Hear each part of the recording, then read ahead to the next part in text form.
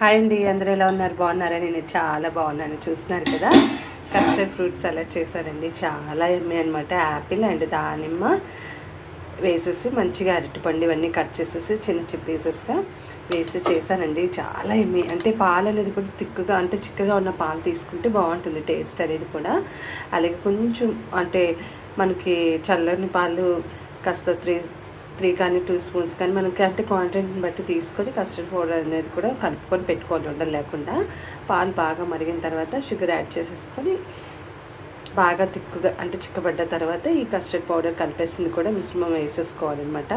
వేసుకున్న వెంటనే ఇది మనకి తిక్కుగా వచ్చేస్తుందండి. అది తీసి కాసేపు పక్కన పెట్టేసుకోవాలి. చల్లారిన తర్వాత ఈ ఫ్రూట్స్ అనేది కూడా మన ఇష్టం, మనకి ఏవి ఇంట్లో ఉంటే అందుబాటులో అన్ని కట్ చేసుకొని పీసెస్గా వేసుకొని ఫ్రిడ్జ్లో పెట్టుకొని తింటే చాలా బాగుంటుంది. ఈ సమ్మర్లో కూల్గా చల్లగా చాలా టేస్టీ ఉంటుందండి. మా పిల్లలకి చాలా ఇష్టం అనమాట. ఇంకా పాప ఎప్పటి నుంచి అడుగుతుంది అనేసి ఇంక వాళ్ళు ఇలా చేశానమాట. మీకు కూడా ఇష్టం ఉంటుంది కదని షేర్ చేస్తే నచ్చితే ఒక లైక్ అయితే. Thank you, bye.